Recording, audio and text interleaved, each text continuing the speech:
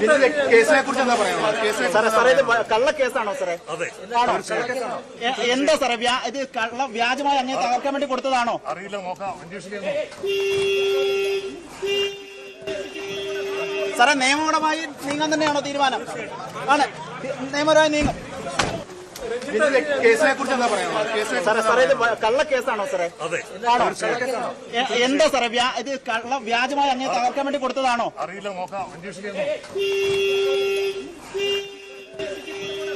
സാറേ നിയമപരമായി നീങ്ങാൻ തന്നെയാണോ തീരുമാനം? ആണ്, നിയമപരമായി നീങ്ങും. നമസ്കാരം, സ്പോട്ട് ലൈവിലേക്ക് സ്വാഗതം. യുവനടിയുടെ ലൈംഗിക അതിക്രമ പരാതിയിൽ അറസ്റ്റിലായ സംവിധായകൻ രഞ്ജിത്തിന്റെ പ്രതികരണമാണ് ഇപ്പോൾ കേട്ടത്. ഈ കേസ് കെട്ടിച്ചമച്ചതാണെന്നും കള്ളപ്പരാതിയെന്നുമായിരുന്നു രഞ്ജിത്ത് മാധ്യമങ്ങളോട് പ്രതികരിച്ചത്. കേസിനെ നിയമപരമായി നേരിടുമെന്നും സംവിധായകൻ വ്യക്തമാക്കിയിട്ടുണ്ട്. അതിനിടെ പോലീസിന്റെ ചോദ്യം ചെയ്യലിലും രഞ്ജിത്ത് കുറ്റം സമ്മതിച്ചിട്ടില്ല. ഇന്നലെയാണ് ഈ ലൈംഗിക അതിക്രമ കേസുമായി ബന്ധപ്പെട്ട് രഞ്ജിത്തിനെ തൊടുപുഴയിൽ നിന്നും പോലീസ് അറസ്റ്റ് ചെയ്തത്. പിന്നീട് കൊച്ചിയിലെത്തിച്ചു. സംവിധായകൻ രഞ്ജിത്തിനെ 14 ദിവസത്തേക്ക് കോടതി ഇപ്പോൾ റിമാൻഡ് ചെയ്തിട്ടുണ്ട്. നിലവിൽ എറണാകുളം സബ് ജയിലിലാണ് രഞ്ജിത്തുള്ളത്. ഇയാൾ ഒളിവിൽ പോയേക്കുമെന്ന വിവരത്തിന്റെ അടിസ്ഥാനത്തിൽ അതീവ രഹസ്യമായാണ് പോലീസ് അറസ്റ്റ് ഉൾപ്പെടെയുള്ള നടപടികളിലേക്ക് കടന്നത്. അല്ല, കഴിഞ്ഞ ആഴ്ച വളരെ ട്രമറ്റൈസ്ഡ് ആയിട്ട് ഒരു ഫാമിലി വന്നിട്ടുണ്ടായിരുന്നത്. അവർക്ക് ട്രമറ്റൈസ്ഡ് ആണ്. സോ ഫാമിലി വന്നിട്ടുണ്ടായിരുന്നത്. പിന്നെ അസൈൻമെൻറ്റ് നമ്മളോട് സംസാരിച്ചപ്പോൾ മനസ്സിലായത് ഇങ്ങനെ ഒരു ഹറാസ്മെൻറ്റ് ഉണ്ടായിട്ടുള്ളത്. പിന്നെ വളരെ സെൻസിറ്റീവ് ആയതുകൊണ്ട് തന്നെ നമുക്കൊരു SIT രൂപീകരിച്ച് വുമൻ പോലീസ് ഓഫീസേഴ്സാണ് ഇനിഷ്യലി ഇട്ട് പിന്നെ അവരുടെ സ്റ്റേറ്റ്മെൻറ്റൊക്കെ റെക്കോർഡ് ചെയ്തിട്ട് വളരെ ഡിസ്ക്രീറ്റ് ആയിട്ട് നമുക്ക് കുറേ വെരിഫിക്കേഷനും ചെയ്യാനുണ്ടായിരുന്നു. ഏതെങ്കിലും ഒരു ചില ആൾറെഡി നോൺ കേസിലുള്ള ആൾക്കാരുടെ സെലിബ്രിറ്റി ആയതുകൊണ്ട് നമുക്ക് കുറേ വെരിഫിക്കേഷൻ ചെയ്തിട്ട് പിന്നെയാണ് നമ്മൾ മുൻകൂട്ടി പോയത്. But it should not happen to any woman, especially in workplace. Because already 2 case ഉണ്ടായിരുന്നതും ഒന്ന് 377 ആയിരുന്നു, ഒന്ന് 354 ആയിരുന്നു. ആ 2 കേസിലെയും കേസ് അതൊരു റീസണിൽ കോഷായി പോയതാണ്. ഇത് വളരെ റീസെൻ്റ് ആയിട്ടുള്ളതാണ്. അവിടെ big challenge was to keep the confidentiality of the whole thing and the keeping the identity of the victim. So preliminary evidence collection പൂർണ്ണമായിരുന്നു. എവിഡൻസ് മതിയായി കളക്ട് ചെയ്തിട്ടുണ്ട്. പ്രിലിമിനറി ആയിട്ട് നമുക്ക് അങ്ങനെ ഒരു അഫൻസ് നടന്നിട്ടുണ്ടോ സ്ഥലമുണ്ടോ അത് കൺഫേം ചെയ്ത് പിന്നെ ഞങ്ങൾ മുൻകൂട്ടി നിൽക്കും. ഞങ്ങളിൽ കേസ് എടുത്ത് ഏകദേശം ഒരാഴ്ച കഴിഞ്ഞിട്ടാണ് നമുക്ക് അടുത്ത ഭാഗത്ത്. ഷൂട്ടിംഗ് ഷെഡിൽ നടന്നിട്ടുള്ളതാണ്. ഷൂട്ടിംഗ് ഷെഡിലുള്ള ആൾക്കാർക്ക് എല്ലാം അറിയും. അപ്പം തന്നെ വിക്ടിം കരഞ്ഞുകൊണ്ട് പുറത്ത് വന്ന് അവിടെ ഉള്ള ആൾക്കാരോട് പറഞ്ഞ് അവർ തന്നെ അവരെ സമാധാനപ്പെടുത്തി വിട്ടിട്ടുള്ളതാണ്. ഇതിൽ ഒരു കാര്യം എന്താ നോക്കുന്നുണ്ടെങ്കിൽ ആ victim was highly traumatised. Okay, so it was a shock to the victim. So അവർക്ക് ഷോക്ക് ആയതുകൊണ്ട് പിന്നെ കൗൺസിലിങ്ങും സൈക്കാട്രിക് ട്രീറ്റ്മെൻറ്റൊക്കെ പോയിട്ട് വളരെ ലേറ്റായിട്ട് ഒരു കോൺഫിഡൻഷ്യൽ വന്നപ്പിന്നാണ് വന്നത്. നമുക്കിവിടെ വന്നപ്പോൾ തന്നെ വളരെ കരഞ്ഞുകൊണ്ടും അവർക്ക് ഏറ്റവും വലിയ ചാലഞ്ച് എന്തെങ്കിലും അവർ എതിർത്ത് നിൽക്കുന്നത് ഒരു വലിയ ആളാണെങ്கிறது കൊണ്ട് നേരത്തെ ഒരു അത്തനോട് പോയിട്ടില്ല എങ്கிறது ഒരു ഇതുകൊണ്ട് പിന്നെ അവരുടെ പ്രൈവസി ആൻഡ് കോൺഫിഡൻഷ്യൽ. പ്രതിയെ രക്ഷപ്പെടാൻ സഹായിച്ചവരും പ്രതികളാകുമെന്നും സിനിമാ സെറ്റിൽ ഉണ്ടായിരുന്നവരെ ചോദ്യം ചെയ്യുമെന്നും DCP അശ്വതി ജിജി പറഞ്ഞു. ആദ്യഘട്ടത്തിൽ സർവൈവർ കുറച്ച് ട്രോമയിലാണെന്ന് മനസ്സിലായി. പിന്നെ ഇൻസിഡൻറ്റ് പിന്നെ ബാക്കി സ്റ്റേറ്റ്മെൻറ്റ്സ് ഒക്കെ എടുത്തപ്പം ട്രൂ ആണെന്ന് നമുക്ക് റീസണബിളി മനസ്സിലായി. നമ്മൾ എത്ര പേരടങ്ങുന്ന സംഘമാണ് ഇപ്പോൾ രൂപീകരിച്ചിരിക്കുന്നത്? എങ്ങനെയാണ് ഈ ഇദ്ദേഹത്തിൻ്റെ ഡിജിറ്റൽ തെളിവുകളടക്കം ശേഖരിച്ചിട്ടുണ്ടെന്ന് സംബന്ധിച്ച് മറ്റു കാര്യങ്ങളെല്ലാം? ഡിജിറ്റൽ തെളിവ് നമ്മൾ ശേഖരിച്ച് വരുന്നതേ ഉള്ളൂ. SIT ബേസിക്കലി ഞാൻ സൂപ്പർവിഷനാണ്. അപ്പം ഇൻസ്പെക്ടർ ഓഫ് പോലീസ് ഉദയം പേരൂർ അദ്ദേഹമാണ് ഇതിൻ്റെ ഇൻവെസ്റ്റിഗേറ്റിംഗ് ഓഫീസർ. ബാക്കി 2 വനിതാ SIമാരുണ്ട്.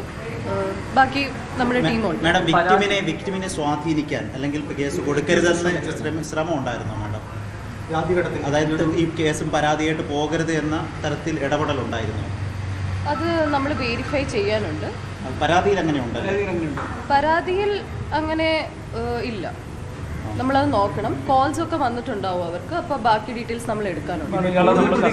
സാധ്യതയുണ്ടോ മാഡം ഇതിൽ? അതായത് ഇതിൽ ഇവരെ രക്ഷപ്പെടാനായിട്ട് സഹായിച്ചതും അല്ലെങ്കിൽ കേസ് എടുക്കാൻ ശ്രമിച്ചതൊക്കെയുള്ള ആളുകൾ വരാനുള്ള സാധ്യത അത് നമ്മൾ പരിശോധിക്കണം. ഇത് അത് കേസ് സംഭവം നടന്ന ആളുകൾ മുഴുവൻ അറിഞ്ഞു എന്നുള്ളത് പറഞ്ഞല്ലോ സാറ്.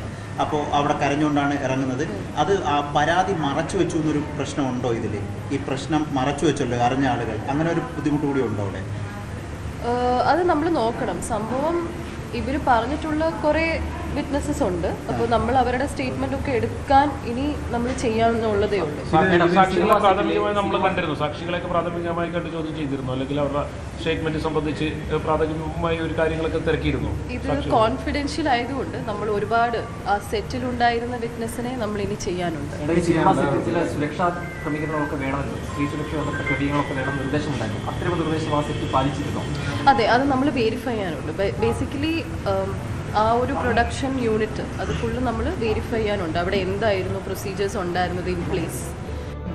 രഞ്ജിത്തിന്റെ ജാമ്യാപേക്ഷ കോടതി പരിഗണിക്കുകയാണ്. പോലീസ് നൽകിയ കസ്റ്റഡി അപേക്ഷയും ഉച്ചയ്ക്ക് ശേഷം പരിഗണിക്കും. നടിയെ പീഡിപ്പിക്കാൻ ശ്രമിച്ച കാരവൻ തിരിച്ചറിയണമെന്നും ജാമ്യം നൽകിയ സാക്ഷികളെ സ്വാധീനിക്കുമെന്നാണ് പ്രോസിക്യൂഷന്റെ വാദം. ഇന്നലെ വൈകിട്ട് ഇടുക്കിയിൽ നിന്നാണ് കൊച്ചി പോലീസ് രഞ്ജിത്തിനെ കസ്റ്റഡിയിലെടുത്തത്. വിവരങ്ങളുമായി കൊച്ചിയിൽ നിന്ന് ആജ്ഞ രവീന്ദ്രനും തൊടുപുഴയിൽ നിന്ന് PS സാഗറും ചേരുന്നു. ആദ്യം ആജ്ഞയിലേക്കാണ്. ആജ്ഞ, ഇന്നലെ ഏറെ നാടകീയമായിട്ടായിരുന്നു രഞ്ജിത്തിന്റെ അറസ്റ്റ്. അതായത് കോട്ടയത്തു നിന്നും തൊടുപുഴ വഴി ഒളിവിൽ പോകാനുള്ള രഞ്ജിത്തിന്റെ നീക്കങ്ങൾ കൃത്യമായി നിരീക്ഷിച്ച് പോലീസ് രാത്രിയോടുകൂടി രഞ്ജിത്തിനെ കസ്റ്റഡിയിലെടുക്കുന്നു. പിന്നീട് കൊച്ചിയിലേക്ക് കൊണ്ടുവരുന്നു. ഇപ്പോൾ കോടതിയിൽ ഹാജരാക്കി റിമാൻഡ് ചെയ്യുന്നു. ഇപ്പോൾ ജാമ്യാപേക്ഷ കോടതി പരിഗണിക്കുകയാണോ? എന്താണ് നീക്കങ്ങൾ? എന്താണ് പോലീസിൻ്റെ നിലപാടെന്താണ്? കസ്റ്റഡി അപേക്ഷ ഉൾപ്പെടെ സമർപ്പിച്ചിട്ടുണ്ടല്ലോ. സ്വാഭാവികമായും ഈ കേസുമായി ബന്ധപ്പെട്ട് കൂടുതൽ ചോദ്യം ചെയ്യൽ വേണം. നേരത്തെ DCP സൂചിപ്പിച്ചതുപോലെ സിനിമാ സെറ്റിലുള്ളവരെ ചോദ്യം ചെയ്യണം. ഈ രഞ്ജിത്തിനെ ഒളിവിൽ പോകാൻ സഹായിച്ചവരുൾപ്പെടെ പ്രതിപ്പട്ടികയിലേക്ക് വരുമോ?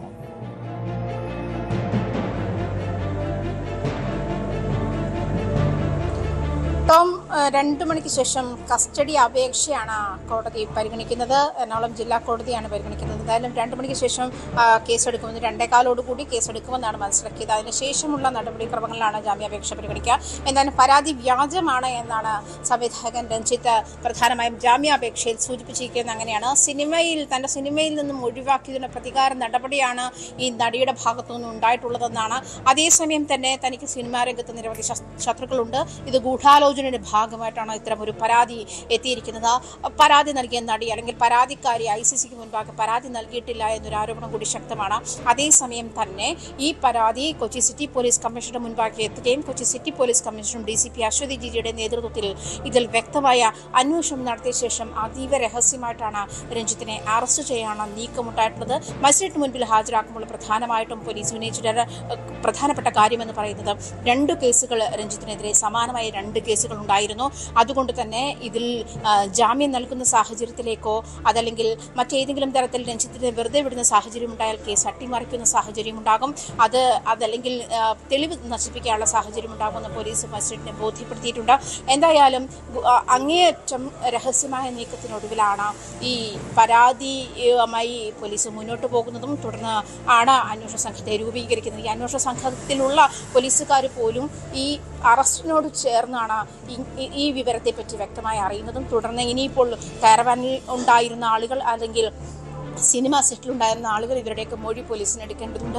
ഇതുമായി ബന്ധപ്പെട്ട കൂടുതൽ തെളിവുകൾ പോലീസിന് തേടേണ്ടതുണ്ട്. ഇത്തരം സാഹചര്യങ്ങളൊക്കെ നിലനിൽക്കുമ്പോഴും രഞ്ജിത്ത് മുന്നോട്ട് വയ്ക്കുന്ന പ്രധാനപ്പെട്ട കാര്യം തനിക്ക് നട്ടലിന് ശസ്ത്രക്രിയ കഴിഞ്ഞ ആളാണ്, കരൾ രോഗമുണ്ട്, അതായത് അതീവ ഗുരുതരമായ ആരോഗ്യ പ്രശ്നങ്ങൾ തൻ്റെ ഒപ്പമുണ്ട്. തനിക്ക് ബലം പിടുത്തത്തിനോ മറ്റു സമ്മർദ്ദത്തിനോ ഉള്ള സാഹചര്യമില്ല. അതുകൊണ്ട് തന്നെ തനിക്ക് നിരവധി ശത്രുക്കളുണ്ട്. ഈ ശത്രുക്കളുടെയൊക്കെ ഗൂഢാലോചനയുടെ ഭാഗമായിട്ടാണ് ഇത്തരത്തിലൊരു പരാതി ഉന്നയിക്കപ്പെട്ടിരിക്കുന്നത്. തൻ്റെ സിനിമാ സെറ്റിൽ ഈ പെൺകുട്ടിക്ക് അവസരം നൽകിയില്ല, അല്ലെങ്കിൽ തൻ്റെ സിനിമയിൽ നിന്നും ഒഴിവാക്കിയത് കൊണ്ട് മാത്രമുണ്ടായിട്ടുള്ള ശത്രുതയിൽ നിന്നും ഉണ്ടായിട്ടുള്ള പരാതിയാണ് എന്നാണ് രഞ്ജിത്തിൻ്റെ പ്രധാനപ്പെട്ട പരാതി. എങ്ങനെയാണ് പക്ഷേ പെൺകുട്ടി ഈ ICCക്ക് മുൻപാകെ പരാതി നൽകിയിട്ടില്ല എന്നുള്ള പ്രധാനപ്പെട്ട ആരോപണം. അതേസമയം ഇപ്പോൾ സിനിമാ സംഘടനകളിൽ നിന്നും ഫെഫ്കയുടെ ഡയറക്ടർ സംഘടനയിൽ നിന്നും അതുപോലെ എഴുത്തുകാരുടെ സംഘടനയിൽ നിന്നും ഫെഫ്ക രഞ്ജിത്തിനെ സസ്പെൻഡ് ചെയ്തിട്ടുണ്ട്. നിർമ്മാതാക്കളുടെ സംഘടനയിലും രഞ്ജിത്തുണ്ട്. അടിയന്തരമായി രഞ്ജിത്തിനെ അറസ്റ്റ് ചെയ്ത് റിമാൻഡിലായിരിക്കുന്ന സാഹചര്യത്തിലാണ് സിനിമാ സംഘടനകൾ ഇത്തരത്തിലൊരു നീക്കത്തിലേക്ക് മാറിയിരിക്കുന്നത്. എന്തായാലും ജാമ്യാപേക്ഷ കസ്റ്റഡി അപേക്ഷ അല്പസമയത്തുള്ളിൽ പരിഗണിക്കപ്പെട്ടു.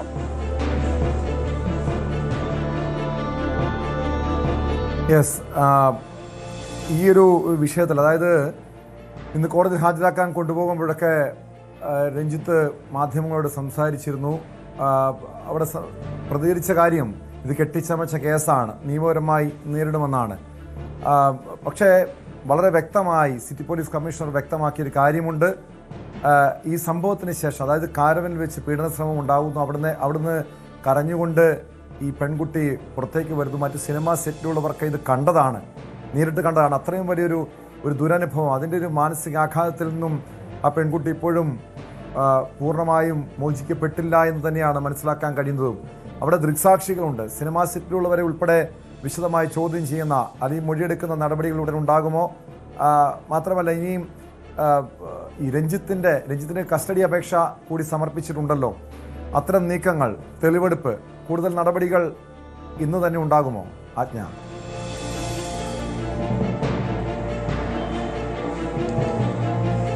അല്പസമയത്തിനകം കോടതി കസ്റ്റഡി അപേക്ഷ പരിഗണിക്കും ടോം. അതിനുശേഷമായിരിക്കും പോലീസ് തുടർ നടപടികളിലേക്ക് കടക്കുക. എന്തായാലും ടോം സൂചിപ്പിച്ചതുപോലെ പ്രധാനപ്പെട്ട ഒരു കാര്യം എന്ന് പറയുന്നത് കാരവാനിലുണ്ടായ സംഭവത്തെ പറ്റി വളരെ വ്യക്തമായിട്ട് കമ്മീഷണർ വ്യക്തമാക്കുന്നുണ്ട്. അത് കാരവാനിൽ നിന്നും പെൺകുട്ടി കരഞ്ഞിറങ്ങി പോകുന്നത് സെറ്റിൽ കണ്ടവരുണ്ട്. അപ്പോൾ കൂടുതൽ ആ സെറ്റുമായി ബന്ധപ്പെട്ടുള്ള കൂടുതൽ ആളുകളുടെ മൊഴിയെടുക്കേണ്ടുന്ന സാഹചര്യമുണ്ട്. 1.5 വർഷത്തിനിപ്പുറം വീണ്ടും, അതായത് 2 കേസുകൾ മുൻപുണ്ടായത് നമുക്കറിയാം. ഹേമ കമ്മിറ്റിയുമായി ബന്ധപ്പെട്ട് അത്തരത്തിലുള്ള വെളിപ്പെടുത്തലുകൾ പുറത്തു വന്നിരുന്ന സാഹചര്യത്തിൽ മലയാള സിനിമയിലെ നടികൾ നേരിടുന്ന പ്രശ്നങ്ങൾ അഡ്രസ്സ് ചെയ്യാൻ ഉണ്ടാകുന്ന നിയമത്തെപ്പറ്റി, അല്ലെങ്കിൽ നിയമ രൂപീകരണത്തെപ്പറ്റി ഉണ്ടാകുന്ന ചർച്ചകൾ സജീവമായിരിക്കുകയാണ്. ബംഗാളി നടി രഞ്ജിത്തിനെതിരെ ഇത്തരത്തിൽ രഞ്ജിത്തിൻ്റെ ഭാഗത്തു നിന്നും ലൈംഗിക അതിക്രമം നേരിട്ടിരുന്നു എന്നുള്ള വെളിപ്പെടുത്തൽ ഉണ്ടാകുന്നത് ഒരു ഇന്റർവ്യൂവിൻ്റെ ഭാഗമായിട്ടാണ്. അതേ തുടർന്നാണ് രഞ്ജിത്തിനെതിരെ പിന്നീട് പരാതി വരുന്നതും പിന്നീട് തുടർന്ന് മറ്റൊരു പരാതിയും കൂടി വരുന്നു. ഇത്തരം 2 പരാതികൾ നിലനിൽക്കുന്ന സാഹചര്യത്തിൽ ആ രഞ്ജിത്തിനെതിരെ മുൻപ് ഇത്തരം പരാതികൾ ഉണ്ടായിരുന്ന ഒരു സാഹചര്യത്തിൽ കൂടി ഇത് അങ്ങനെ നിസ്സാരമായി തള്ളിക്കളയാനാവില്ല. അത് മാത്രമല്ല, രഞ്ജിത്തിന് ജാമ്യം നൽകുന്ന നടപടി കൂടുതൽ ഗുരുതരമായ പ്രശ്നങ്ങളിലേക്ക് നയിക്കുമെന്നും, അതുമാത്രമല്ല രഞ്ജിത്തിനെ കേസ് അട്ടിമറിക്കാനുള്ള സാഹചര്യം ഒരുക്കുകയാണ്, അതുപോലെ തെളിവുകൾ നശിപ്പിക്കാനുള്ള സാഹചര്യം ഒരുക്കുകയാണ് തുടങ്ങിയ കാര്യങ്ങളൊക്കെയാണ് പ്രധാനമായിട്ടും പോലീസ് മജിസ്ട്രേറ്റിന് മുൻപിൽ വ്യക്തമാക്കിയത്. അങ്ങനെയാണ്. അതുകൊണ്ട് തന്നെ, അതായത് ഇത്തരത്തിൽ മുൻപ് 2 പരാതികൾ ഉണ്ടായിരുന്ന സാഹചര്യത്തിൽ തന്നെ അതീവ രഹസ്യമായിട്ട് തന്നെയാണ് പോലീസ് ഇതിന് നടപടിക്രമങ്ങളിലേക്ക് കടന്നിട്ടുള്ളത്. രഞ്ജിത്തിനെ അറസ്റ്റ് ചെയ്യുന്ന നടപടി ഉൾപ്പെടെയുള്ള സാഹചര്യങ്ങൾ അതീവ രഹസ്യമായിട്ടാണ്. ഇതിപ്പോൾ തുടർന്ന് SIT രൂപീകരിച്ചിട്ടുണ്ട്. ഈ SITയിൽ ഉദയംപേരൂർ SHO, 2 വനിതാ പോലീസുകാർ, അതുപോലെ DCP അശ്വതി ജിജിയുടെയും കൊച്ചി സിറ്റി പോലീസ് കമ്മീഷണറുടെയും നേതൃത്വത്തിലാണ് ഇതിൻ്റെ അന്വേഷണം നടക്കുക. എന്തായാലും വരും ദിവസങ്ങളിൽ കൂടുതൽ ഗുരുതരമായിട്ടുള്ള വെളിപ്പെടുത്തലുകൾ ഉണ്ടായേക്കാമെന്ന് വേണം പ്രതീക്ഷിക്കാൻ. പ്രത്യേകിച്ചും നടിയുടെ പരാതി ഗുരുതരമായി നിലനിൽക്കുന്ന സാഹചര്യത്തിലും പോലീസ് അതീവ രഹസ്യമായി അതിൻ്റെ തുടർ നടപടികളിലേക്ക് കടന്നതിൻ്റെയും സാഹചര്യത്തിൽ, മാത്രമല്ല ഫെഫ്കയുടെ 2 സംഘടനകളിൽ നിന്നും രഞ്ജിത്തിനെ സസ്പെൻഡ് ചെയ്തിട്ടുണ്ട്. അടിയന്തരമായി സിനിമാ സംഘടനകൾ അത്തരം തീരുമാനത്തിലേക്ക് പോകുന്നു. പക്ഷേ ഈ പ്രധാനമായിട്ടും ഇങ്ങനെ ഒരു ആരോപണം കൂടി, അതായത് ഈ പരാതിക്കാരി ICCക്ക് മുൻപാകെ പരാതി നൽകിയിട്ടില്ല എന്നൊരു ആരോപണം കൂടി നിലനിൽക്കുന്നുണ്ട്. പക്ഷേ അങ്ങനത്തെ ഒരു സാഹചര്യം വരുമ്പോഴും നേരത്തെ മുൻപ് ഇത്തരം പരാതികൾ ICCക്ക് മുൻപാകെ എത്തിയിട്ടുള്ള പരാതികൾ പരിഹരിക്കപ്പെട്ടിട്ടുണ്ടോ, അതല്ലെങ്കിൽ ഏകപക്ഷീയമായി അതിന് നടപടികൾ എടുക്കുന്നതിലേക്ക് ICC പോയിട്ടുണ്ടോ, അത്തരം നിലപാടുകൾ ICC സ്വീകരിച്ചിട്ടുണ്ടോ തുടങ്ങിയ കാര്യങ്ങളൊക്കെ ചോദ്യചിഹ്നമാവുകയാണ്. എന്തുകൊണ്ടായിരുന്നു ഇന്റേണൽ കംപ്ലയിൻറ്റ് കമ്മിറ്റിക്ക് മുൻപാകെ ആ പെൺകുട്ടി പരാതിയുമായി എത്താതിരുന്നത് എന്നൊരു ചോദ്യം ബാക്കിയാവുന്നുണ്ട്. എന്നിരുന്നാലും നടപടിക്രമങ്ങൾ പോലീസ് വളരെ വ്യക്തമായി, വളരെ കൃത്യമായി തന്നെ പൂർത്തീകരിച്ചിട്ടുണ്ട്. യെസ്, ആജ്ഞയിലേക്ക് എത്താം. ഇപ്പോൾ PS സാഗർ കൂടി ചേരുന്നു തൊടുപുഴയിൽ നിന്ന്. സാഗർ, ഇന്നലെ രാത്രിയോടുകൂടിയാണ് ഈ വാർത്ത പുറത്തു വരുന്നത്.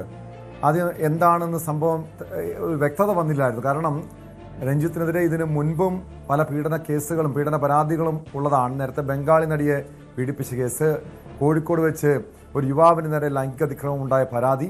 പക്ഷെ അന്നൊക്കെ ഈ ഹേമ കമ്മിറ്റി റിപ്പോർട്ടിന് പിന്നാലെ ഉയർന്നു വന്ന ആ പരാതികളും കേസും ഒക്കെ പിന്നീട് അന്വേഷിക്കാൻ വേണ്ടി പ്രത്യേക അന്വേഷണ സംഘത്തെ SITയെ നിയോഗിക്കുന്നു. പക്ഷേ SIT ആ കേസുകളൊക്കെ പൂർണ്ണമായും അതിൻ്റെ അന്വേഷണം മുന്നോട്ട് കൊണ്ടുപോയില്ല.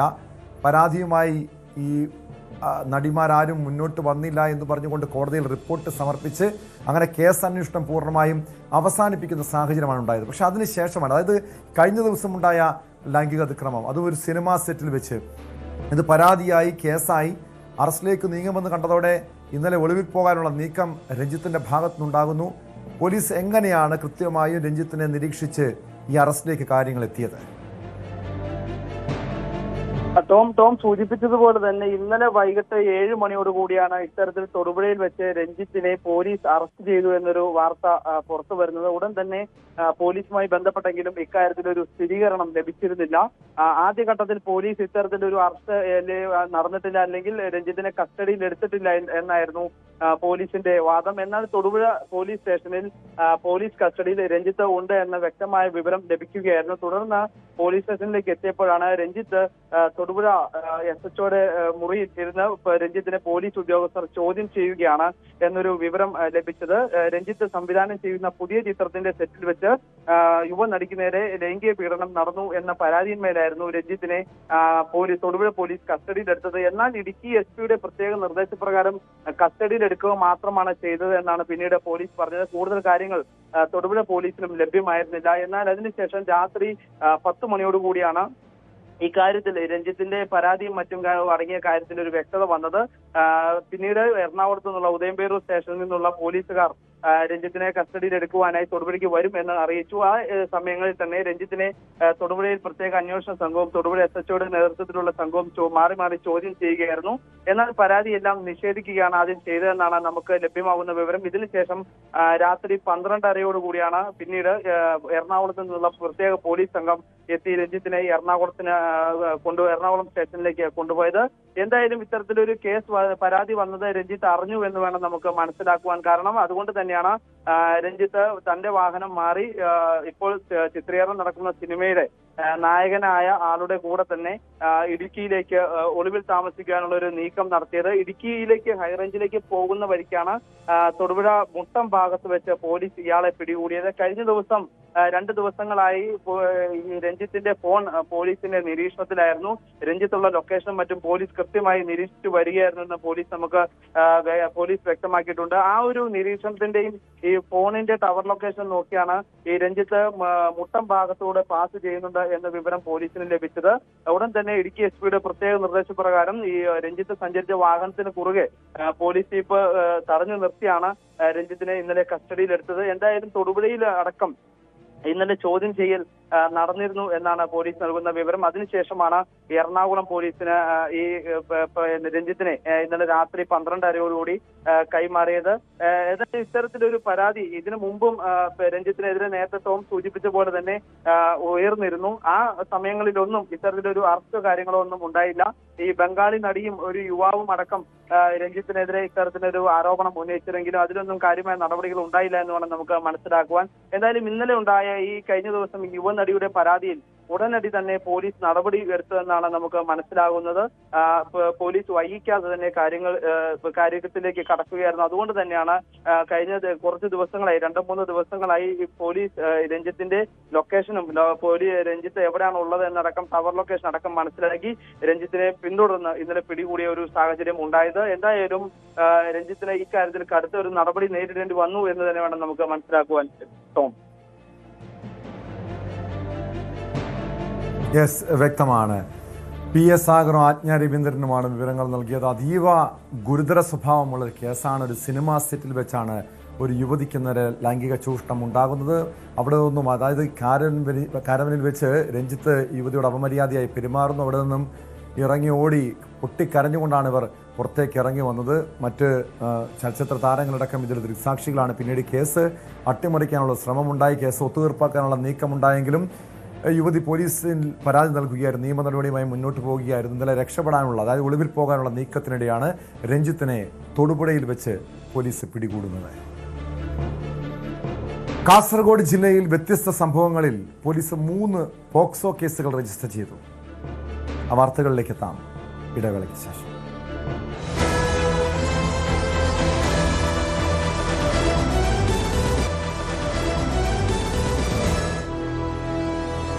സ്പോട്ട് ലൈവ് തുടരുന്നു. കാസർഗോഡ് ബേടകത്ത് പീഡനത്തിനിരയായ 10ാം ക്ലാസ്സുകാരി ഗർഭിണിയായ സംഭവം. മേൽപ്പറമ്പിൽ മകളെ പീഡിപ്പിച്ച പിതാവ് അറസ്റ്റിലായ കേസ്. തന്തേരയിൽ 6 വയസ്സുകാരി 82കാരന്റെ ക്രൂരമായ പീഡനത്തിനിരയായ സംഭവം. കാസർഗോഡ് ജില്ലയിലാണ് വ്യത്യസ്തമായ സംഭവങ്ങളിൽ പോലീസ് 3 പോക്സോ കേസുകൾ രജിസ്റ്റർ ചെയ്തത്. 3 സംഭവങ്ങളിലും പോലീസ് കേസെടുത്ത് അന്വേഷണം ആരംഭിച്ചിട്ടുണ്ട്. വിവരങ്ങളുമായി കാസർഗോഡ് നിന്ന് KV ബൈജു ചേരുന്നു. ബൈജു, ഒരേ ദിവസമാണ് നടുക്കമുളവാക്കുന്ന ഈ 3 വാർത്തകളും പുറത്തു വരുന്നത്. ഇത് 3 പോലീസ് സ്റ്റേഷൻ പരിധികളിലാണ് സംഭവം നടന്നതെന്നാണ് മനസ്സിലാക്കുന്നത്. എന്താണ് പോലീസ് വ്യക്തമാക്കുന്നത്?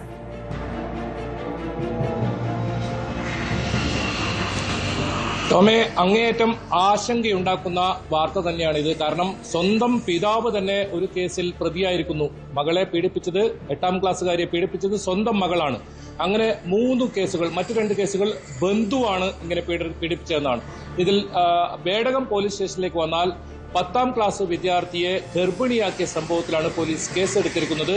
കുറ്റിക്കോൽ പഞ്ചായത്തിലെ ഈ കുട്ടിയുടെ തന്നെ ബന്ധുവാണ് ഈ കേസിലെ പ്രതി.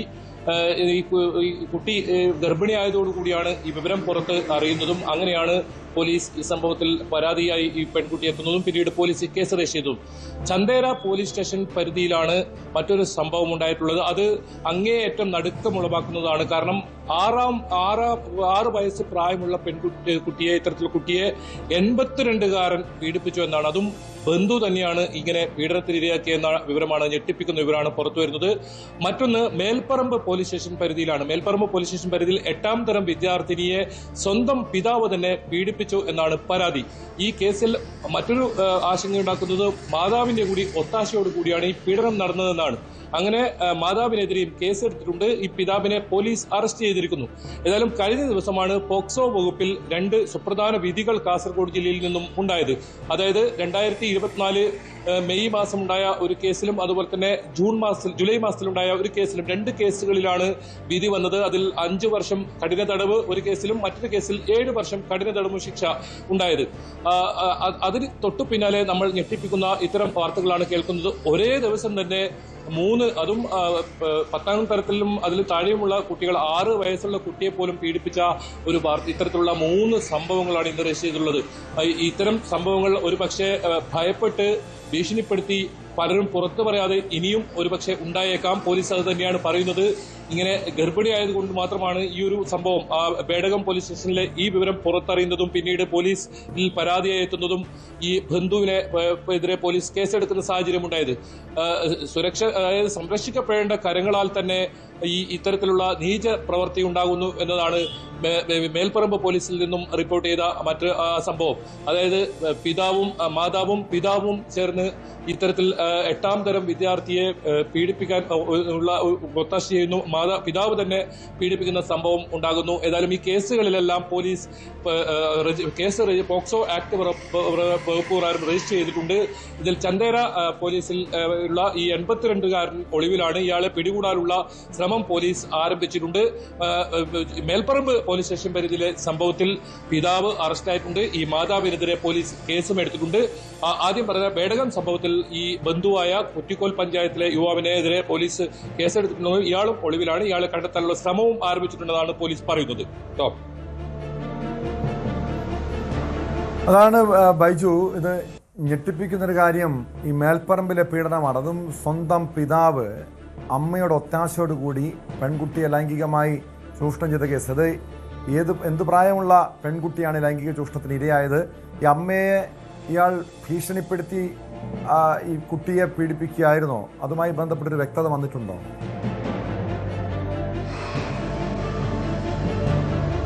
ടോമെ, 8ാം ക്ലാസ്സിൽ പഠിക്കുന്ന ഈ കുട്ടിയെയാണ് ഇത്തരത്തിൽ പീഡനത്തിന് ഇരയാക്കിയത്. അതും മാസങ്ങളായി ഈ പെൺകുട്ടി ഇത്തരത്തിൽ പീഡനത്തിന് ഇരയായിട്ടുണ്ടെന്നാണ് പോലീസ് പറയുന്നത്. ഇതിൽ മറ്റൊരു ആശങ്കയുണ്ടാക്കുന്ന കാര്യം മാതാവിന്റെ ഒത്താശയോട് കൂടിയായിരുന്നു ഈ പീഡനം നടന്നതെന്നാണ്. അതുകൊണ്ട് തന്നെയാണ് ഈ മാതാവിനെതിരെയും പോലീസ് കേസെടുത്തിട്ടുള്ളത്. പിതാവ് ഇപ്പോൾ അറസ്റ്റിലായിട്ടുണ്ട്.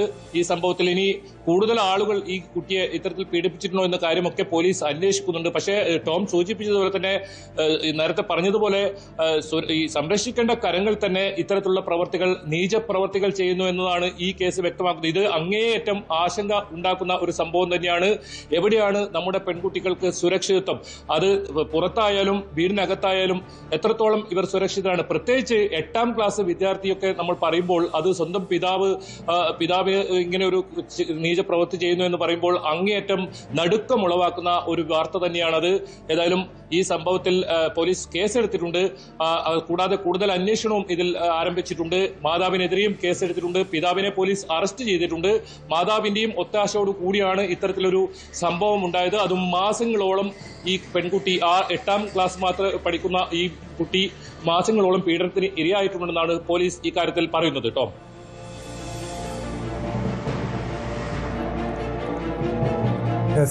വ്യക്തമാണ്. KV ബൈജു ആണ് വിവരങ്ങൾ നൽകിയത്. ഏറെ നടുക്കമുണ്ടാക്കുന്ന കേസാണ് കാസർഗോഡ് നിന്നും പുറത്തു വരുന്നത്.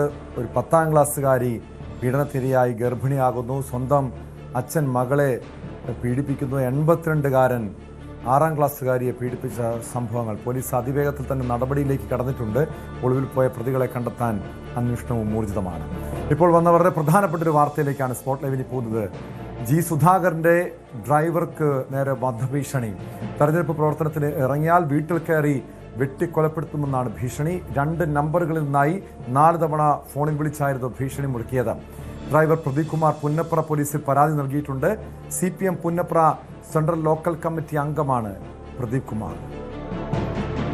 വിവരങ്ങളുമായി ആലപ്പുഴയിൽ നിന്ന് ശരണ്യ സ്നേഹജൻ ചേരുന്നുണ്ട്. ശരണ്യ, തെരഞ്ഞെടുപ്പ് മത്സരത്തിൻ്റെ വീറും വാശിയുമുള്ള മണ്ഡലമാണ് അമ്പലപ്പുഴ. അവിടെ സുധാകരൻ UDF സ്ഥാനാർത്ഥിയായി സ്വതന്ത്ര സ്ഥാനാർത്ഥിയായി എത്തിയത് മുതൽ തന്നെ CPMനെ സംബന്ധിച്ച് വലിയ രീതിയിലുള്ള അസ്വസ്ഥതകളുണ്ട്, വലിയ രീതിയിലുള്ള പൊട്ടിത്തെറികളുണ്ട്.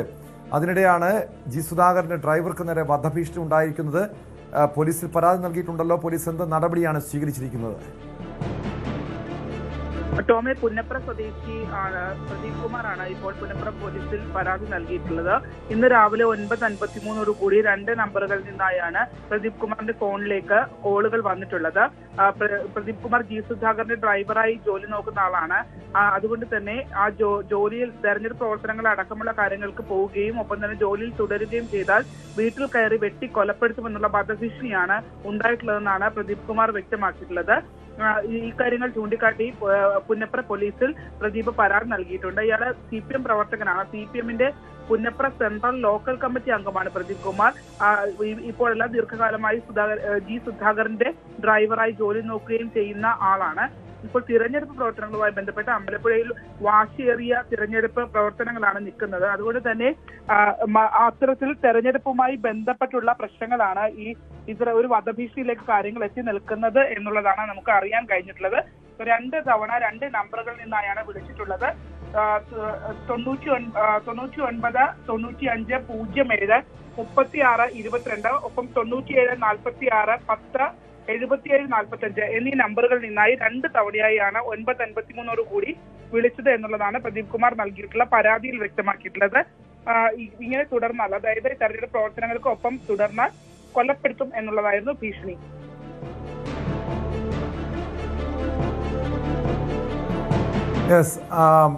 ഇതിപ്പോൾ ആരാണ് ഭീഷണിപ്പെടുത്തിയത് എന്നത് സംബന്ധിച്ചൊരു വ്യക്തത വന്നിട്ടുണ്ടോ? പരിചയമുള്ള ആളുകളാണോ? ഈ അമ്പലപ്പുഴ അല്ലെങ്കിൽ ആലപ്പുഴ ജില്ലയിലെ CPM പ്രവർത്തകരാണോ ഈ ഭീഷണിക്ക് പിന്നിൽ? ടോമ, ഇപ്പോ പോലീസിന് നമ്പർ സഹിതമാണ് പ്രദീപ് കുമാർ പരാതി നൽകിയിട്ടുള്ളത്. സ്വാഭാവികമായ നമ്പറിൽ നിന്ന് നമ്പറിന്റെ ഉടമസ്ഥനെ കണ്ടെത്താനായി കഴിയും. 2 നമ്പറുകളും പരാതിയിൽ കുറിച്ചിട്ടുണ്ട് എന്നുള്ളതാണ്. ഈ നമ്പറുകൾ ഉൾപ്പെടെ വെച്ചാണ് ഇപ്പോൾ പരാതി നൽകിയിട്ടുള്ളത്. പരാതി നൽകിയിട്ടേ ഉള്ളൂ എന്നുള്ളതാണ് നമുക്ക് അറിയാൻ കഴിയുന്നത്. എന്തായാലും ഇതിനകത്ത് പോലീസ് മറ്റു തുടർ അന്വേഷണത്തിലേക്ക് നീങ്ങുമായിരിക്കും. അതേസമയം തന്നെ ഈ നമ്പറുകൾ വെച്ച് തന്നെ ആരാണ് വിളിച്ചതെന്ന് കണ്ടെത്താൻ വളരെ എളുപ്പത്തിൽ കഴിയുകയും ചെയ്യും. തനിക്ക് ഭീഷണി ഉണ്ട് എന്നുള്ളതാണ് പ്രദീപ് കുമാർ നമ്മളോട് പറഞ്ഞത്. മാത്രമല്ല, നിലവിലത്തെ ഒരു സാഹചര്യത്തിൽ പ്രത്യേകിച്ച് ആലപ്പുഴയിൽ വലിയ വാശിയേറിയ ഒരു തെരഞ്ഞെടുപ്പ് ആണ് നടക്കുന്നത്. CPM നേതൃത്വത്തെ ആകെ വെല്ലുവിളിച്ചുകൊണ്ടാണ് സുധാകരൻ മത്സരത്തിലേക്ക് ഇറങ്ങിയിരിക്കുന്നത്. അപ്പോൾ പാർട്ടിയുടെ ഒരു ലോക്കൽ കമ്മിറ്റി അംഗം കൂടിയായ ഒരാളാണ് പ്രദീപ് കുമാർ. അദ്ദേഹം സുധാകരനൊപ്പം തൊഴിലെടുക്കുന്നു എന്നുള്ളതാണ് പ്രശ്നമായി നിലനിൽക്കുന്നത്. ഇപ്പോൾ പര്യടനത്തിലൊക്കെ പോകുമ്പോൾ വാഹനത്തിൽ കാറിൽ കൊണ്ടെത്തിക്കുന്നത് പ്രദീപ് കുമാറാണ്. അതാണ് ഇപ്പോൾ പ്രകോപനത്തിലേക്ക് എത്തിയിട്ടുള്ളതെന്നാണ് മനസ്സിലാക്കാൻ കഴിയുന്നത്. എന്തായാലും വിളിച്ച നമ്പറുകൾ ഉൾപ്പെടെ വെച്ചാണ് പരാതി നൽകിയിരിക്കുന്നത്. പോലീസിന് വളരെ പെട്ടെന്ന് തന്നെ ആ നമ്പറുകൾ ആരുടെ തന്ന് ട്രേസ് ചെയ്യാൻ കഴിയും. അതിപ്പോൾ വരും മണിക്കൂറുകളിൽ നമുക്ക് കണ്ടെത്താനായി അല്ലെങ്കിൽ അത് നമുക്ക് വിവരങ്ങൾ നൽകാനായി കഴിയുമോ?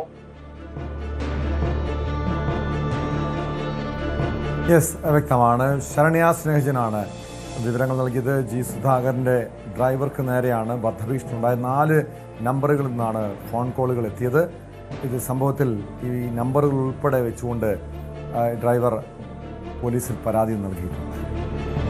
പെരുമ്പാവൂരിൽ മോഷണക്കുറ്റം ആരോപിച്ച് യുവാവിനെ സംഘം ചേർന്ന് തല്ലിക്കൊന്നു. വാർത്തയിലേക്ക് എത്താം ഇടവേളകൾ.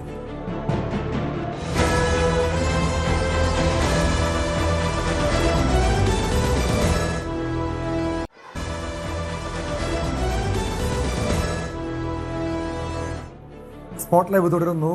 ഇന്ന് എറണാകുളം പെരുമ്പാവൂരിൽ നിന്ന് കേട്ട നടുക്കമുളവാക്കുന്നൊരു വാർത്തയിലേക്കാണ് നീ. പെരുമ്പാവൂരിൽ പ്ലൈവുഡ് കമ്പനിയിൽ മോഷണക്കുറ്റം ആരോപിച്ച് യുവാവിനെ സംഘം ചേർന്ന് തല്ലിക്കൊന്നു. മരിച്ച അതിഥി തൊഴിലാളിയെ തിരിച്ചറിഞ്ഞിട്ടില്ല. അസം സ്വദേശികളായ 6 തൊഴിലാളികൾ പോലീസിന്റെ കസ്റ്റഡിയിലുണ്ട്. വിവരങ്ങളുമായി കൊച്ചിയിൽ നിന്ന് ഡാനി ഇപ്പോൾ ചേരുന്നു. ഡാനി, നമ്മൾ കേരളത്തിൽ ഈ സമീപകാലത്തൊന്നും കേട്ടുകേൾവില്ലാത്ത രീതിയിലുള്ള ഞെട്ടിപ്പിക്കുന്നൊരു വാർത്തയാണിത്. അത് ഇതിനു മുൻപ് നമുക്കറിയാം, അട്ടപ്പാടിയിൽ മധുവിനെ ഒരു മോഷണക്കുറ്റം ആരോപിച്ച് കൊലപ്പെടുത്തിയ കേസ് നമ്മളേറെ ചർച്ച ചെയ്തിട്ടുള്ള, അത്രയ്ക്കും മനുഷ്യത്വരഹിതമായിട്ടുള്ള ആളുകൾ ഇവിടെ ഉണ്ട് എന്ന രീതിയിൽ നമ്മൾ നടുക്കത്തോടെയാണ് കേട്ടത്. പക്ഷെ ഇവിടെ ഒരു അതിഥി തൊഴിലാളിയെ സഹപ്രവർത്തകർ തന്നെ കൊലപ്പെടുത്തുന്നു. ഇത് എന്താണ് സംഭവിച്ചത്? ഇതുമായി ബന്ധപ്പെട്ട് പോലീസ് നൽകുന്ന വിവരം എന്താണ്?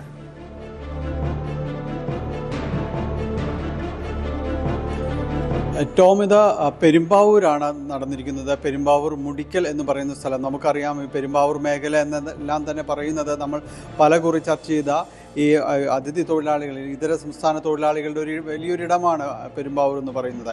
അവിടെയാണ് ഈ സംഭവം നടന്നിരിക്കുന്നത്. പോലീസ് പറയുന്നത് ഇങ്ങനെയാണ്: ഇന്നലെ രാത്രിയോടുകൂടിയാണ് മുടിക്കൽ എന്ന് പറയുന്ന ഈ സ്ഥലത്ത് ഈ തൊഴിലാളികൾ കൂട്ടമായി താമസിക്കുന്നിടത്തേക്ക് ഈ അസം സ്വദേശിയായ ഈ കൊല്ലപ്പെട്ട ഈ യുവാവ് ഇവിടേക്ക് വരുന്നത്. അവിടെ അദ്ദേഹത്തിൻ്റെ സുഹൃത്തുക്കളോ അല്ലെങ്കിൽ ഒപ്പം ജോലി ചെയ്യുന്ന ആരെയൊക്കെ കാണുന്നതിന് വേണ്ടിയാണ് അവിടേക്ക് എത്തിയത്. ഒരു മുറിയിൽ കയറി, ഇപ്പോൾ ഈ കസ്റ്റഡിയിലെടുത്തിരിക്കുന്ന ആളുകൾ ഇവരുടെ ആ മുറിയിൽ കയറി ഇറങ്ങി. പിന്നീട് അവിടെ ഉണ്ടാകുന്നത് വലിയ മർദ്ദനമാണ്. ഈ അവിടെ താമസിച്ചിരുന്നവർ, ആ മുറിയിൽ താമസിച്ചിരുന്നവരെല്ലാം ചേർന്ന് മർദ്ദനം അഴിച്ചുവിടുകയായിരുന്നു. അവർ പറഞ്ഞത്, അതായത് നാട്ടുകാരോടും പിന്നീട് പോലീസുകാരോടും ഇവർ പറഞ്ഞത്, അവരുടെ മൊബൈൽ ഫോണുകളും പണവും ഇയാൾ അപഹരിച്ചു എന്നാണ് പറയുന്നത്. ഇതിനുശേഷം ഇയാളോട് അവർ ചോദ്യങ്ങൾ ചോദിക്കുകയും പിന്നീട് അത് മർദ്ദനത്തിലേക്ക് മാറുകയും ചെയ്തു. അവിടെ ഉണ്ടായിരുന്ന ഈ സാധനങ്ങൾ, ഈ മരത്തടിയും മറ്റു സാധനങ്ങളും ഉപയോഗിച്ചതെല്ലാം തന്നെ ക്രൂരമായി ഇയാളെ മർദ്ദിച്ചു. ഈ ബഹളം കേട്ട്, ഇയാളുടെ കരച്ചിലും എല്ലാം കേട്ട പരിസരവാസികളാണ് ഇവിടേക്ക് വന്നത്. നാട്ടുകാർ ഇടപെട്ടുകൊണ്ട് ഇയാൾ ആശുപത്രിയിലേക്ക് എത്തിച്ചെങ്കിലും മരണപ്പെടുകയാണ് ഉണ്ടായത്. വലിയ രീതിയിൽ, ഗുരുതരമായ രീതിയിൽ ഇയാൾക്ക് പരിക്കേറ്റിട്ടുണ്ട്. ദേഹമാസകലം ഇയാൾക്ക് ഒടിവും ചതവും എല്ലാം ഉണ്ട്. പല്ലുകൾ ഇളകിപ്പോയി, വായിൽ നിന്ന് അടിയേറ്റ്. അത്ര കണ്ട് ക്രൂരമായ രീതിയിലുള്ള ഒരു മർദ്ദനമാണ് ഇയാൾക്ക് ഏൽക്കേണ്ടി വന്നത്. പെരുമ്പാവൂർ പോലീസ് ഉടൻ തന്നെ സ്ഥലത്തെത്തി ഇവരെല്ലാം തന്നെ, ഈ 6 പേരെ തന്നെയും ഉടനെ കസ്റ്റഡിയിലെടുക്കുകയും എല്ലാം തന്നെ ചെയ്തു. ഇതിൽ ഈ സഹോദരങ്ങൾ ഉൾപ്പെടെയുള്ളവരുണ്ട്. അവരെ നമുക്കറിയാം, ഇവർ കൂട്ടത്തോടെ നാട്ടിൽ നിന്ന് പലപ്പോഴും ഒരു കുടുംബത്തിൽ 2-3 പേരൊക്കെ ജോലിക്ക് വേണ്ടി ഒരുമിച്ച് ഇവിടേക്ക് വരുന്ന സാഹചര്യങ്ങളെല്ലാം ഉണ്ട്. അപ്പോൾ അവരെല്ലാം ചേർന്ന് ഒരുമിച്ച് താമസിക്കുന്നൊരിടത്താണ് ഇയാൾ അവിടേക്ക് വന്നത്. എന്നാലും ഇവരെക്കുറിച്ചുള്ള ഒരു ചോദ്യം ചെയ്യലടക്കമുള്ള കാര്യങ്ങൾ തുടരുകയാണ്. അസം സ്വദേശികളാണ്. ഭാഷയുടെ ഒരു ചെറിയ പ്രശ്നങ്ങളുണ്ടായെന്ന് പറയുന്നു. കാരണം കൂടുതൽ കാര്യങ്ങൾ മനസ്സിലാക്കുന്നതിന് ഒന്നും പോലീസിന് കൂടുതലായിട്ട് സാധിച്ചിട്ടില്ല. ഇത് കൃത്യത്തിൽ ഇവർക്കെല്ലാം തന്നെ പങ്കുള്ളതാണ് എന്നതെല്ലാം ബോധ്യപ്പെട്ടിട്ടുണ്ട്. നാട്ടുകാരടക്കമാണ് ഇവരെ പിടിച്ചേൽപ്പിക്കുന്നതും എല്ലാം തന്നെ പിടികൂടാനെല്ലാം തന്നെ സഹായിക്കുകയും ചെയ്യുന്നത്. ഇയാൾ അവിടേക്ക് എന്തിനെത്തി എന്നത് അടക്കമുള്ള കാര്യങ്ങൾ പോലീസ് പരിശോധിക്കണം. അതാണ് കൂടുതൽ കാര്യങ്ങൾ ഇനി ഇതായിട്ട് ബന്ധപ്പെട്ട് അറിയാനുള്ളത്. കാരണം പതിവായിട്ട് വരുന്നതാണോ, ഒരേ കമ്പനി ജീവനക്കാരെന്നതെല്ലാം തന്നെയാണ് മനസ്സിലാക്കുന്നത്. പക്ഷേ പതിവായിട്ട് വരുന്നുണ്ടോ, എങ്ങനെയുള്ള കാര്യങ്ങളാണ് ഇവർ ഏർപ്പെട്ടിരുന്നത്, അതുമാത്രവുമല്ല ഈ കസ്റ്റഡിയിലുള്ള 6 പേർ, അവരുടെ ഒരു സാഹചര്യം എന്താണെന്നതെല്ലാം തന്നെ പരിശോധിക്കുകയാണ്. അത്തരം കാര്യങ്ങളുള്ളൊരു പരിശോധന പെരുമ്പാവൂർ പോലീസിൻ്റെ ഭാഗത്തു നിന്ന് തുടരുകയാണ്. നമുക്കറിയാം, പല രീതിയിലുള്ള ക്രൈമുകളും ഈ ഇതര സംസ്ഥാന തൊഴിലാളികളെ ചുറ്റിപ്പറ്റി അവിടെ നിന്ന് പലപ്പോഴായി റിപ്പോർട്ട് ചെയ്യപ്പെടുന്നതാണ്. പല ഈ കൊലപാതകങ്ങൾ തന്നെ ഇതിനു മുൻപും തന്നെ ഉണ്ടാകുന്ന സാഹചര്യങ്ങളും എല്ലാം തന്നെ ഉണ്ടായിട്ടുണ്ട്. ഈ തമ്മിത്തല്ലുകളും പതിവാകുന്നു. പ്രത്യേകിച്ച് ലഹരി ഉപയോഗം അടക്കമുള്ള കാര്യങ്ങളെല്ലാം തന്നെയുണ്ട്. അങ്ങനെയുള്ള ഒരു സാഹചര്യം നിലനിൽക്കെ തന്നെയാണ് ഇപ്പോൾ ഈ കൊലപാതകവും ഉണ്ടായിരിക്കുന്നത്. ആൾക്കൂട്ട കൊലപാതകം എന്നതെല്ലാം തന്നെ അതിനോട് അടുത്ത് നിൽക്കുന്ന ഒരു സംഭവം തന്നെയാണിത്. ടോം,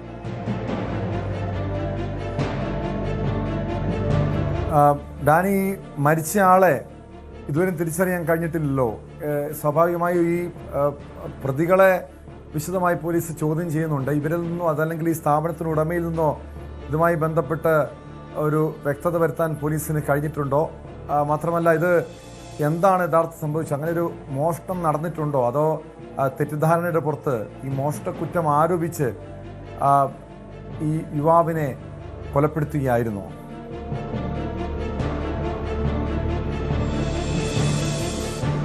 ടോം, ഇതിൽ നിലവിൽ അറിയാൻ കഴിയുന്നത് മോഷണക്കുറ്റം ആരോപിച്ചുള്ള ഒരു മർദ്ദനം എന്ന രീതിയിലാണ് പറയുന്നത്. അതുകൊണ്ട് തന്നെയാണ് പോലീസ് പറയുന്നത് ഇതിന് മറ്റ് കാരണങ്ങൾ ഉണ്ടാകാം, അല്ലാതെ ഇതുപോലെ ഒരു ക്രൂരമായ രീതിയിലേക്ക് മർദ്ദനം അഴിച്ചുവിടുക എന്നത് അത്ര പെട്ടെന്ന് സംഭവിക്കാത്തത്. അതുകൊണ്ട് മറ്റെന്തെങ്കിലും കാരണം ഇക്കാര്യങ്ങളിലെല്ലാം ഉണ്ടാകാമെന്ന് തന്നെയാണ് പോലീസ് പറയുന്നത്. ഇവർ പറയുന്നത് പോലെ ഒരു വലിയ സംഖ്യ ഇവരുടെ മുറിയിൽ നിന്ന് തട്ടിയെടുത്തതായെല്ലാമാണ് പറയുന്നത്. പക്ഷെ അതിപ്പോഴാണോ പിന്നീടാണോ എന്നുള്ള കാര്യം, അതായത് നേരത്തെ ഉണ്ടായ സംഭവങ്ങളുടെ ഒരു തുടർച്ചയാണോ ഇപ്പോൾ നടന്നിരിക്കുന്നത് എന്നതെല്ലാം പോലീസിന് കൃത്യമാക്കേണ്ടതുണ്ട്. കാരണം ആ രീതിയിലുള്ളതൊന്നും വളരെ പെട്ടെന്ന് പോലീസിനെ ഈ മരണപ്പെട്ടയാളിൽ നിന്ന് കണ്ടെടുക്കാനോ ഒന്നും സാധിച്ചിരുന്നില്ല തുടക്കത്തിൽ. മൊബൈൽ ഫോണോ മറ്റു പണമോ ഒന്നും. അപ്പോൾ നേരത്തെ ഉണ്ടായ സംഭവങ്ങളുടെ ഒരു തുടർച്ച എന്ന വണ്ണമാണോ എന്നതെല്ലാം തന്നെ പോലീസ് പരിശോധിക്കുകയാണ്. ഒരു സാഹചര്യവും തള്ളിക്കളയുന്നില്ല. അല്ല മറ്റേതെങ്കിലും രീതിയിലുള്ള ഇടപാടുകൾ ലഹരിയുമായി ബന്ധപ്പെട്ടോ എന്തെങ്കിലും തന്നെ ഉണ്ടായിട്ടുണ്ടോ എന്നതും പോലീസ് പരിശോധിക്കുന്നുണ്ട്. കാരണം നമുക്കറിയാം ഈ അവിടെയുള്ള ഈ ഇതര സംസ്ഥാനക്കാരെ കോളനികൾ അതെന്തായാലും വിശദമായി തന്നെ പരിശോധിക്കേണ്ടതല്ലേ? കാരണം നമുക്കറിയാം ഈ പെരുമ്പാവൂര് ഇതര സംസ്ഥാന തൊഴിലാളികളുടെ ഒരു കേന്ദ്രമായി തന്നെ മാറിയിട്ടുണ്ട്. പല രീതിയിലുള്ള വഴിവിട്ട ഇടപാടുകളും ലഹരി ഇടപാടുകൾ, അതോടൊപ്പം തന്നെ അനാശാസ്യ പ്രവർത്തനങ്ങളടക്കം തഴച്ചു വളരുകയാണ്. പലപ്പോഴും നമ്മളൊക്കെ ഇതിനെതിരെ പ്രതികരിച്ചു കഴിഞ്ഞാൽ അത് മറ്റു രീതിയിൽ വ്യാഖ്യാനിക്കും, ഒരുപക്ഷെ അത് മനുഷ്യത്വരഹിതമായിട്ടുള്ള ഒരു നടപടിയാണെന്ന്. പക്ഷേ യഥാർത്ഥത്തിൽ വസ്തുത അതല്ലേ? പെരുമ്പാവൂർ അത്രയധികം ഒരു സാമൂഹ്യ വിതരണ കേന്ദ്രമായി മാറുന്നൊരു കാഴ്ചയുണ്ടല്ലോ. പലരും ഈ ലഹരി കൊണ്ടുവരുന്നു, മയക്കുമരുന്ന് അവരുടെ സ്വന്തം സംസ്ഥാനത്ത് നിന്ന് ഇവിടേക്ക് വരുമ്പോൾ കൊണ്ടുവരുന്നുണ്ട്. അത്രയ്ക്കും ഭീകരമായിട്ടുള്ളൊരു അവസ്ഥ പെരുമ്പാവൂരിലെത്തിയാൽ നമുക്ക് കാണാൻ കഴിയും. ഈ പ്രതികളും ലഹരിക്കടിമകളാണോ? ഈ ലഹരിയിലുള്ള അഴിഞ്ഞാട്ടമായിരുന്നു ഇത്?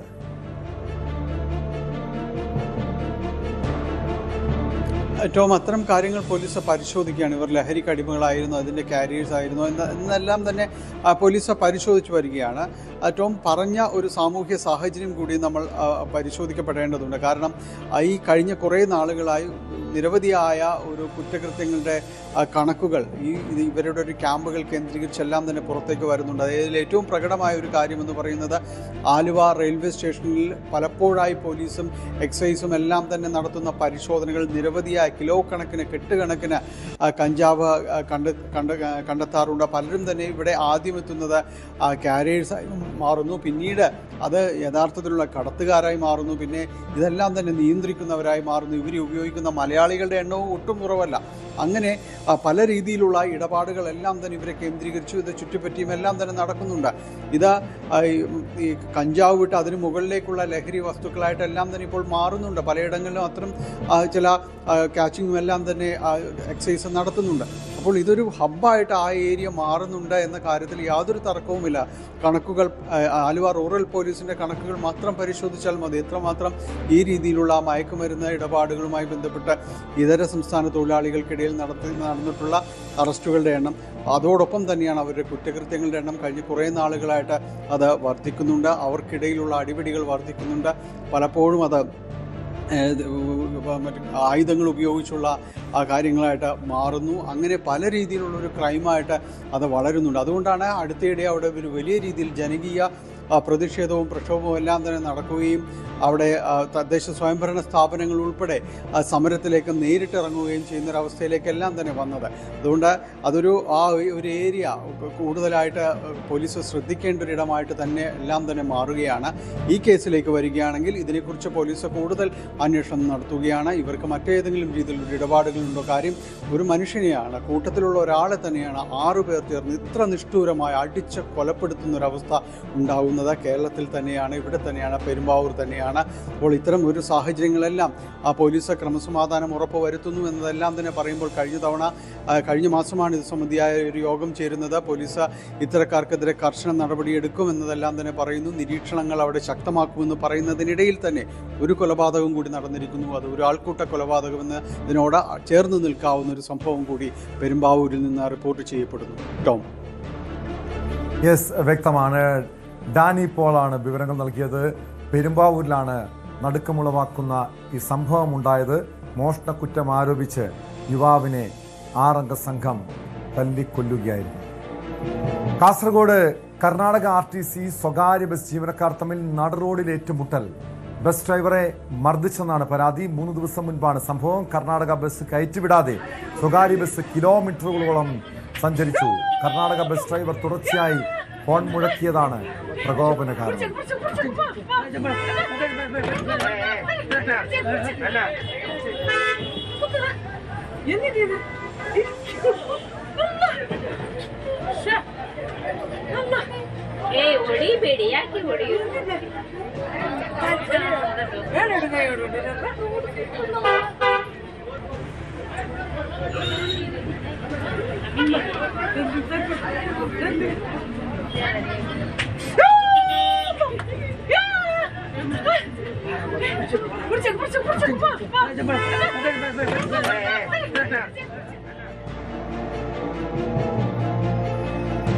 വിശദാംശങ്ങളുമായി KV ബൈജു ചേരുന്നുണ്ട്. ബൈജു, എന്താണ് സംഭവിച്ചത്?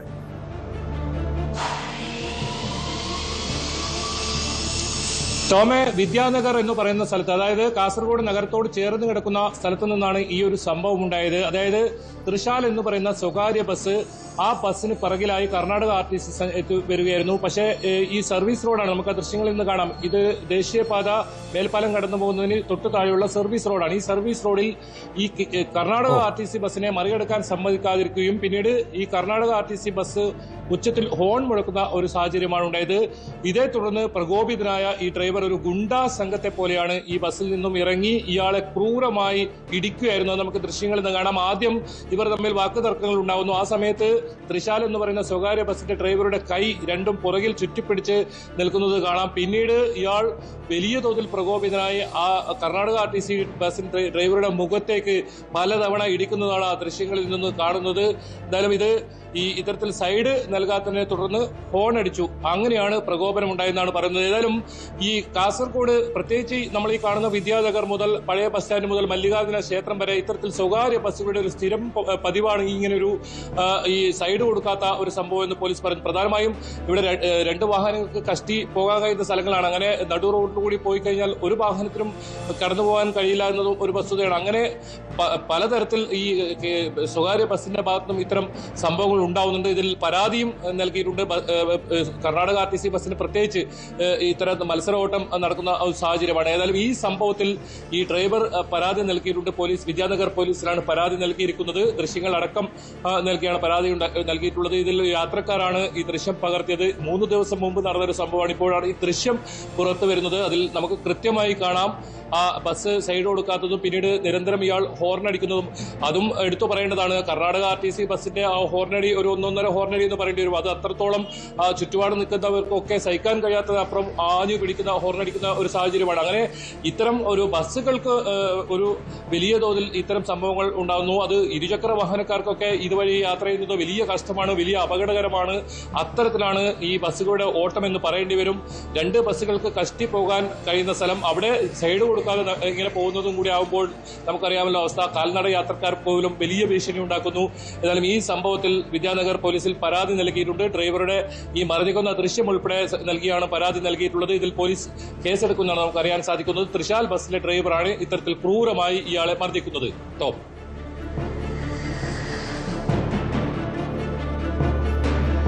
വ്യക്തമാണ്. KV ബൈജു ആണ് വിവരങ്ങൾ നൽകിയത്. ലോക്സഭാ അംഗത്വം റദ്ദാക്കണമെന്ന ഹർജിയിൽ സുരേഷ് ഗോപിക്ക് കോടതിയിൽ നിന്നും തിരിച്ചടി. സുരേഷ് ഗോപി വിചാരണ നേരിടണമെന്നാണ് ഹൈക്കോടതിയുടെ ഉത്തരവ് വന്നിരിക്കുന്നത്. ആ വാർത്തയിലേക്ക് എത്താം ഇടവേള കഴിഞ്ഞ്.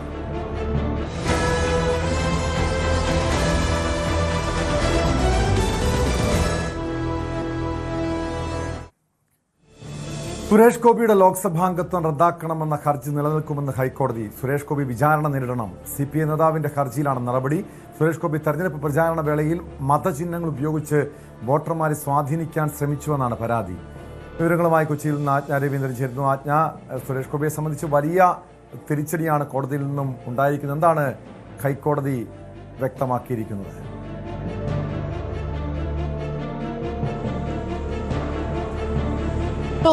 മതവികാരം ഇളക്കിവിട്ടാണ് സുരേഷ് ഗോപി വോട്ട് നേടിയത് എന്നുള്ള CPI നേതാവിന്റെ ഹർജിയിന്മേലാണ് ഹൈക്കോടതിയുടെ നിരീക്ഷണം.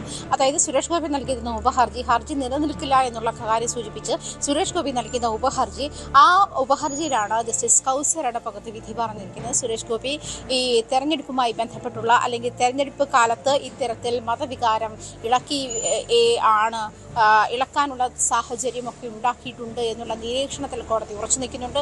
അതുകൊണ്ട് തന്നെ AYF തൃശൂർ ജില്ലാ പ്രസിഡന്റിന്റെ ഹർജിയിന്മേൽ സുരേഷ് ഗോപി അതിനെ വിചാരണ നേരിടണമെന്ന് തന്നെയാണ് ഹൈക്കോടതിയുടെ നിർദ്ദേശം. അങ്ങനെ തന്നെയാണ്. അതായത് സുരേഷ് ഗോപിയുടെ ഉപഹർജി നൽകിയത് ആ ഉപഹർജി പരിഗണിക്കുമ്പോഴാണ് കോടതി ഇത്തരത്തിൽ ഒരു നിരീക്ഷണം നടത്തിയത്. പ്രധാനമായിട്ടും തെരഞ്ഞെടുപ്പ് ചോദ്യം ചെയ്തുള്ള ഹർജി തള്ളാനാകില്ല എന്ന് തന്നെയാണ് ഹൈക്കോടതി സൂചിപ്പിച്ചിരിക്കുന്നത്. അതേസമയം ഈ സുരേഷ് ഗോപി ആ സമയത്ത്, അതായത് 2024 ലോക്സഭാ തെരഞ്ഞെടുപ്പുമായി ബന്ധപ്പെട്ട് സുരേഷ് ഗോപിക്ക് വേണ്ടി വോട്ട് അഭ്യർത്ഥിക്കാനെത്തിയ AP അബ്ദുള്ളക്കുട്ടി ഉൾപ്പെടെയുള്ള ആളുകൾ ശ്രീരാമ ഭഗവാന്റെ പേരിൽ വോട്ട് ചോദിച്ചാണ് തെരഞ്ഞെടുപ്പുമായി പ്രചാരണവുമായി രംഗത്തിറങ്ങിയത്. അതുമാത്രമല്ല, സുരേഷ് ഗോപി വോട്ടർമാരുടെ പെൻഷനുമായി ബന്ധപ്പെട്ട് അതിൽ വോട്ടർമാരെ സ്വാധീനിക്കുകയും അക്കൗണ്ടിൽ പണം എത്തിച്ചു നൽകുകയും ചെയ്തതിന് തെളിവുണ്ട്. അതുമാത്രമല്ല, വോട്ടറുടെ മകൾക്ക് ഫോൺ നൽകി വാങ്ങിയതൊക്കെ കൈക്കൂലി നൽകിയിട്ടാണ് സുരേഷ് ഗോപി ഈ തെരഞ്ഞെടുപ്പിനെ നേരിട്ടത് എന്നുള്ള കാര്യമാണ്. അതുകൊണ്ട് തന്നെ ജനപ്രാതിനിധ്യ നിയമം അനുസരിച്ചിട്ട് സുരേഷ് ഗോപിക്കെതിരെ നടത്തിയ നടപടികൾ തെരഞ്ഞെടുപ്പ് ചട്ടത്തിന് വിരുദ്ധമാണ്, തെരഞ്ഞെടുപ്പ് അഴിമതിയാണ് എന്ന് ചൂണ്ടിക്കാട്ടിയാണ് ഈ ബിനോയുടെ ഹർജി നിലനിൽക്കുന്നത്. ആ ഹർജിയിൽ സുരേഷ് ഗോപി വിചാരണ നേരിട്ടേ പറ്റൂ എന്ന് തന്നെയാണ് കോടതി വ്യക്തമാക്കിയിരിക്കുന്നത്. ഇത് അഴിമതിയാണ്, തെരഞ്ഞെടുപ്പുമായി ബന്ധപ്പെട്ട് അഴിമതിയാണ്. അതുകൊണ്ട് തന്നെ സുരേഷ് ഗോപിയുടെ MP സ്ഥാനം റദ്ദാക്കണം, ആ തെരഞ്ഞെടുപ്പ് റദ്ദാക്കണം എന്നുള്ളതാണ് പ്രധാനപ്പെട്ടതായും ഹർജിയിലെ ആവശ്യം അതാണ്. അതുകൊണ്ട് തന്നെ സുരേഷ് ഗോപി നൽകിയ ഉപഹർജിയുടെ മേൽ ഹൈക്കോടതി ഇത്തരത്തിലൊരു നിരീക്ഷണം നടത്തിയിരിക്കുകയാണ്. ഈ പരാതിയിൽ സുരേഷ് ഗോപി വിചാരണ നേരിട്ടേ പറ്റൂ എന്നുള്ളതാണ്. സുരേഷ് ഗോപിക്ക് തിരിച്ചടിയായിരിക്കും ഒരു നീക്കമാണ് ഹൈക്കോടതിയുടെ ഭാഗത്തുനിന്നുണ്ടായിരിക്കുന്നത്. വ്യക്തമാണ്. ആജ്ഞ രവീന്ദ്രനാണ് വിവരങ്ങൾ നൽകിയത്. സുരേഷ് ഗോപിക്ക് വലിയ തിരിച്ചടിയാണ് കോടതിയിൽ നിന്നുണ്ടായിരിക്കുന്നത്. ലോക്സഭാംഗത്വം റദ്ദാക്കണമെന്ന ഹർജി നിലനിൽക്കുമെന്നാണ് ഹൈക്കോടതി വ്യക്തമാക്കിയിരിക്കുന്നത്. സുരേഷ് ഗോപി വിചാരണ നേരിടണമെന്നും ഉത്തരവുണ്ട്. സ്പോട്ട് ലൈവ് പൂർണ്ണമാകുന്നു. നമസ്കാരം.